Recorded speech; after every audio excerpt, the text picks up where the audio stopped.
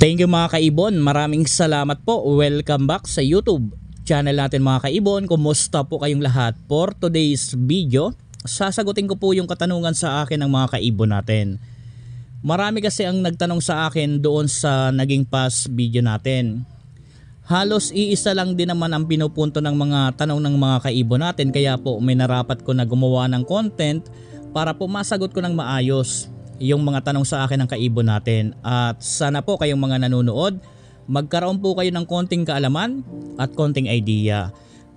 Mga kaibon, halos ang tinatanong sa atin doon sa naging past video natin ng mga kaibon natin, ano daw ba ang katangian ng isang magandang klaseng breeder? Pangalawang tanong sa atin ng kaibon natin, ano daw ba ang senyales na magaling ang isang breeder, lalong lalo na daw kapag nagbe-breed na? Mga kaibon, disclaimer lang po. Ang isi-share ko dito ay base lamang ito sa kaalaman ko at karanasan ko po sa pag-aalaga po ng mga ibon. Ngayon, unahin po natin dito sa magandang klase ng katangian ng isang breeder. Unang-una, para sa akin dapat po big size yung breeder po natin. Advantage kasi pag big size po ang gamit nating mga breeder. Lalong-lalo na po sa mga nagiging inakay, 90% po niyan malalaki rin po ang nagiging inakay po nila. Pangalawa mga kaibon, pagdating po sa pag-itlog, kapag may inakay, so kapag naglimlim kasi yan, talagang sakop. Mapaitlog man yan ng 4, 5, 6, sakop niya talaga kapag naglimlim yan. Kasi po malaki yung katawan, mahaba po yung range ng flight bed ng pakpak niya. Kapag nagkaroon din ng inakay, ganun din po yan. Kaya napakaganda po kapag big size ang gamit nating breeder. Pangalawa, dapat mga kaibon talagang madiin ang kulay, quality. Dapat mga sable talaga yung kukunin po natin. Kahit sa parisan merong isa tayong sable, okay na po yan. Makakapag-produce na po yan ng mga inakay na quality. Mas maganda kung parehong parisan natin is talagang quality, madiin ang kulay. Pangatlo, dapat naman kompleto yung pakpak at lalong-lalo na po importante yung paa. Talagang dapat yung paa is normal at nakakakapit talaga. Kung sakali man na piki yung paa niya, dapat nakakakapit yan para po magamit pa sa breeding. Mapakman yan or hen, talagang magagamit pa. Pero mas maganda talaga kung normal sila. So yan po, 3 lang po ang tinitingnan natin dyan mga kaibon sa katangian na gagawin nating breeder. At bahala na po kayo kung anong mga project po or parisan ang pipiliin po ninyo. Basta po itong 3 sinabi natin, pwede nyo po itong gabay para po kung sakaling siselect po kayo ng gagawing breeder, gayahin nyo po ito para po meron kayong idea. So yan po mga kaibon, simple lang naman tayo tumingin, ganyan lang po, okay na po yan. Ngayon dito tayo sa katangian ng magaling na breeder, lalo na kapag nasa breeding stage na. So dapat mga kaibon, yung breeder natin talagang dapat nagne-nesting yan. Unang-una, number 1 yan. May breeder kasi na hindi nagne-nesting, talagang medyo mahirap yan. At medyo mahirap makapagpa-fertile ng itlog nila kapag wala po talagang nesting material. Dahil kumbaga singaw lang, halos walang init na ma-absorb yung itlog kung walang nesting material. Pangalawa mga kaibon, kapag nagkaroon naman ng inakayan, walang nesting material, splay leg ang labas niyan doon sa mga magiging inakay dahil walang makakapitan. Kaya dapat yung breeder natin talagang magaling gumawa ng pugad, magaling mag-nesting, importante rin po yan. So yan po yung una na tinitingnan natin sa mga magagaling na breeder natin, yung talagang nagne-nesting. Pangalawa mga kaibon, hindi kumakain ng itlog, walang behavior na ganon. Dapat hindi siya kumakain ng itlog kahit merong cattle bone dyan. So ito pala, tandaan po natin, kapag may mga breeder kayo na talagang nagbabasag kumakain ng itlog, ang kinakain po nila dyan yung shell. Kapag may breeder kayong ganyan, unang step agad, maglagay agad kayo ng cattle bone or mineral block. Kapag po meron namang ganyan tapos kumakain, yan ang hindi maganda. Behavior niya yan, kinakailangan yung mga itlog yan maipaposter. So napaka-importante na bago tayo magsalang, meron tayong cattle bone or mineral block. Kinakailangan kasi ng calcium yan para po doon sa pagpatigas ng shell nila, at bukod po doon para po pampataas ng tsansa ng fertility yan ng mga itlog. So kung meron tayong breeder na ganyan na kumakain, nagbabasag ng itlog, hindi maganda po yan. So hindi po yan maganda. Para sa akin, hindi po maganda. Pangatlo, na hindi talaga kaaya-aya. Yung mga breeder ba na konting kaluskos lang, i-stress na agad, nagbabasag ng itlog, nagtatapon sa labas, or kaya naman kung may inakay, nagtatabon. So hindi po maganda yan mga kaibon. Sa mga ganyang klase ng breeder, ang hirap po. Talagang ibalik yan sa dati, lalo kung behavior na nila yan. So napakahirap niyan. Ang puro solusyon dito, paposter lang ng itlog, lalo kung maganda ang parisan.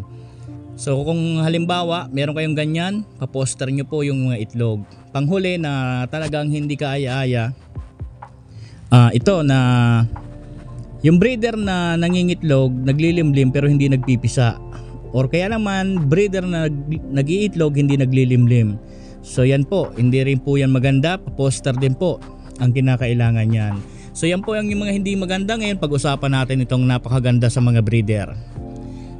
Dapat yung breeder natin magaling maglimlim, magaling bumuhay ng mga inakay, talagang pumipisa ng itlog, at talagang magaling sumubo.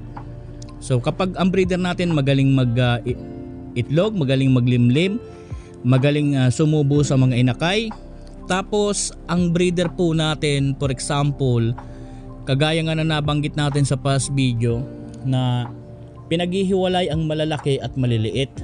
So kapag kaganyan ang breeder po ninyo, naku po, huwag niyong pakawalan yan, goods na yan. Lalo kung magandang klase ng parisan, napakagandang parisan po kapag kaganyan. Magandang klaseng parisan, maganda pa bumuhay ng mga inakay, magaling pa bumuhay ng mga inakay, napakaganda po niyan, panalo ka po yan. So dapat ganun po sana ang breeder natin. Hinihiwalay yung malalaki at hinihiwalay din yung mga maliliit, para po walang madadaganan, mabubuhay lahat. Or kaya naman kapag pinagsasama-sama din niya, siniseparate niya ng lagay kung saan yung malaki at saan yung maliit. Kumbaga binabantayan niya. So napakagaling po niyan mga kaibon. So yan ang kinakailangan ng mga breeder na hindi dapat ina-out. Napakaganda po niya na breeder kapag kaganyan po ang behavior na pinapakita sa inyo. So yan lang po ang sinyalis ng mga hindi kaaya-ayang breeder.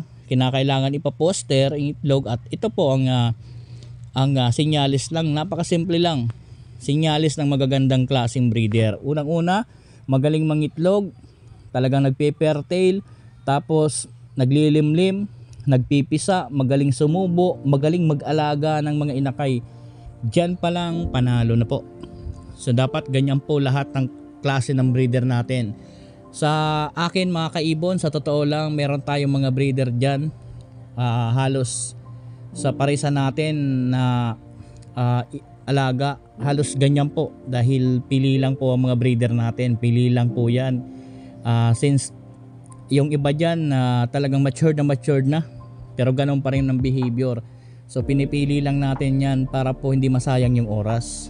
Ganun lang po yun kasimple mga kaibon. So ito lang po, napakasimple lang ng mga katangian ng mga alaga natin. Ngayon sasagot tayo ng tanong na ito. May tanong sa atin dito. Good day idol. May tanong lang po, sana masagot po ang tanong ko. Sabi mo, anak ng back to back par blue ay blue 2. Bakit sa ibang breeder sabi nila na ang anak ng back to back par blue ay post blue 2 lang, unless proven na pag pinagpares mo? Ang blue 2 x blue 2, ano po ang anak nila? Ano naman po ang ilalabas ng parisan ng blue 2? Ang kapares par blue. So napakagandang tanong po nito. Linawin ko lang, ang anak ng parisan na back-to-back Parblo na non-visual Parblo, automatic po Bluetooth yan. Kailan pa ba binago po ang mutation na ng Bluetooth? Kailan pa po yan binago? Wala pong push Bluetooth. Alam nyo kasi mga kaibon, nabasa ko lang tong mga push Bluetooth na to nung may mga aqua na. Nawala na nga yung mga tinatawag na throwback Parblo. Kung naaalala ninyo, kung matagal na kayo nag-aalaga, meron pa ba kayong nakikita na nagpo-post na ang pinopost na ibon is throwback Parblo? Wala na pong ganon. Yung throwback Parblo, tandaan po ninyo, split po yun sa Parblo. Tinawag lang na pinaganda lang yung pangalan, throwback Parblo. Ngayon, itong Bluetooth na sinasabi, anak po ito ng parisan na back-to-back Parblo na non-visual Parblo. Mutation po ang Bluetooth na to. Hindi po ito kailangan baguhin na lagyan pa ng push Bluetooth, kailangan pang itis breed. Bakit nyo po kailangan itis breed ang mga ganito at papalitan pa ng pangalan na push Bluetooth? Ito po kasing Bluetooth na tinatawag, mutation po ito, kaya wala pong possible sa mutation mga kaibon. Kaya tinawag po na Bluetooth yan na anak ng back-to-back Parblo na non-visual Parblo dahil po sa karga ng ibon. Dalawa po kasi ang dugong taglay niyan, kaya tinawag siyang Bluetooth. Ang dugong taglay po niyan, Parblo at Blue, kaya po tinawag yan na Bluetooth. Wala pong possible sa Bluetooth. Mutation po, mutation ang Bluetooth. So mga kaibon, ngayon kasi may mga aqua na, marami na tayong naririnig na ganito na post Bluetooth. So hayaan natin sila, bahala na lang i-correct nila yung sarili nila mga kaibon. So mula pa sa simula akong nag-alaga, Bluetooth na po talagang tawag nito. Ngayon 2023, 2024 mayroon ng post Bluetooth. So sa parisan na back-to-back na Bluetooth, halos lahat iaanak po niyang Crimino. Parblo. Halimbawa, nagpares kayo ng back-to-back na Bluetooth, anak ng pareho anak ng back-to-back na Parblo na non-visual Parblo, yung Bluetooth, kapag nagpares po kayo nito, puro po Parblo ang magiging anak mga kaibon. Puro po yan Parblo ang ilalabas, pero may pagkakataon na may maliligaw po dyan na Blue rin, pero bibihira po yan. Ganon din po yan kapag nagpares po kayo ng Bluetooth, ipares ninyo sa Parblo, halos lahat ng iaanak po niyang Parblo, pero meron po dyan maliligaw na Blue. Palagi po merong lalabas dyan na Blue, pero hindi po yan palagi mga kaibon. Bihira.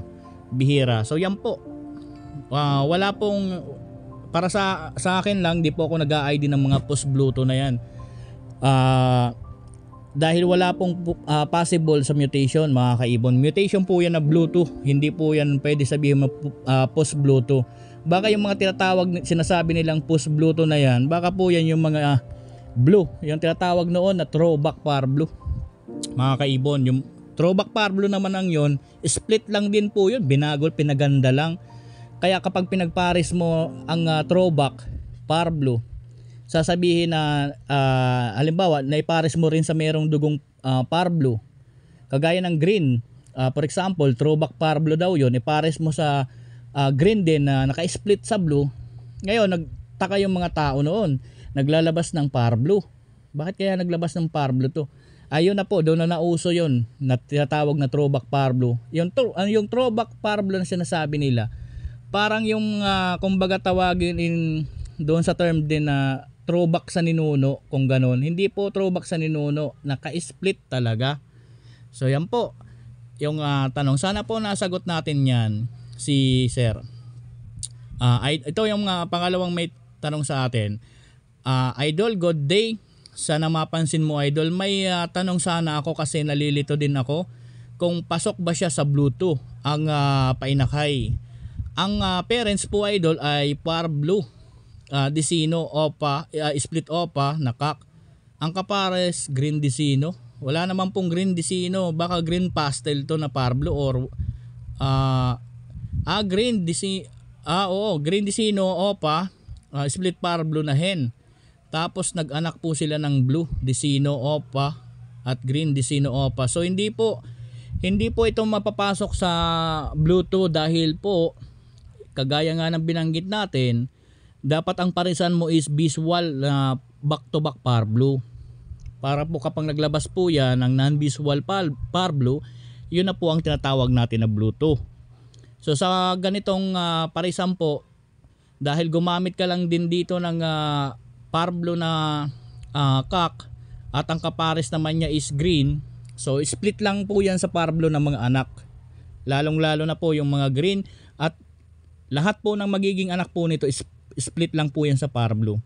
So hindi po makakapaglabas to ng visual po na Bluetooth dahil hindi naman po back to back ang ginagamit po natin na parents na Parblo. So doon sa mga kaibon natin, sana po nasagot ko ng maayos. Maraming salamat po. Happy birthday po sa ating lahat. God bless po sa ating lahat mga kaibon. Thank you po.